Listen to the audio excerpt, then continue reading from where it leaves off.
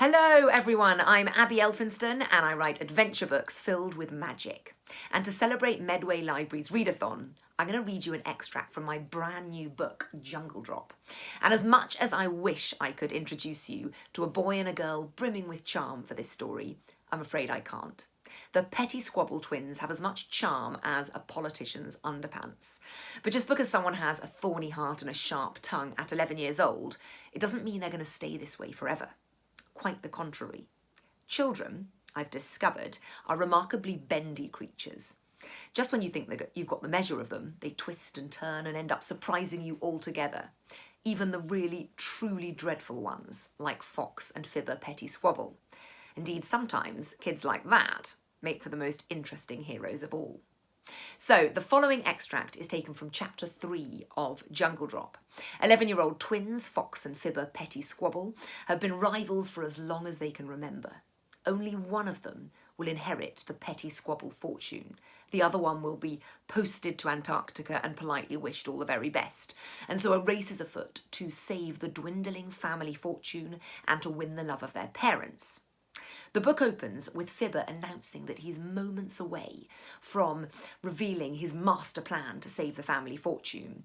And filled with panic, Fox legs it out of the hotel room that they're staying in, and she runs down the street with Fibber's master plan. She's stolen it, and she looks for a place to hide it so that he can't find it. And she comes across this old antiques shop, and she goes inside, and inside she meets a mysterious old man who gives her a glowing marble, and he tells her that it's a portal to a magical kingdom. And that's where this extract opens. The old man dipped his head at Fox. "Take the marble. Then run, girl. Run headlong into this adventure. The unmapped kingdoms have chosen you, and when magic sets its sights on someone, it's remarkably hard to wriggle free." Fox blinked. The old man was off his rocker. He had to be. But her plan lay in tatters. Fibber was on the brink of victory, and there was something about this marble burning in the gloom, something wild and hopeful. She grabbed it from Casper's outstretched palm, just as Fibber was raising his briefcase in triumph. Then she turned and fled from the shop. Fox tore back down the street. She couldn't go back down to the hotel, because her parents had been very clear: come up with a plan or be posted to Antarctica. She had to get away from here, immediately, and yet she had no idea where to go.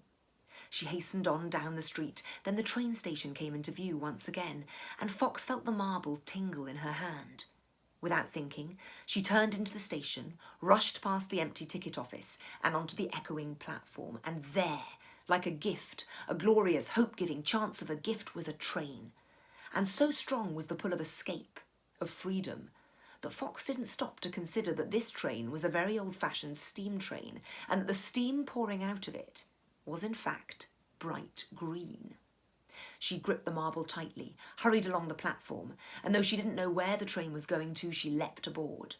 She turned to see Fibber dashing towards her. What was he doing? He had been desperate to find his briefcase, with the master plan inside it, and yet he wasn't, it appeared, desperate to hurry back to their parents to reveal the plan inside. Had he been lying about the contents? What if his briefcase didn't hold a genius plan, but something else? Fox felt sure he had something of value inside it.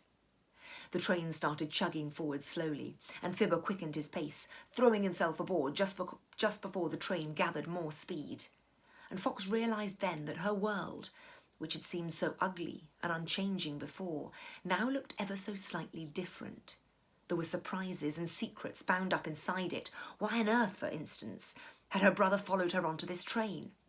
But it was only when the train doors snapped shut and Fox glanced down the carriage that she realised her world was filled to the brim with magic too.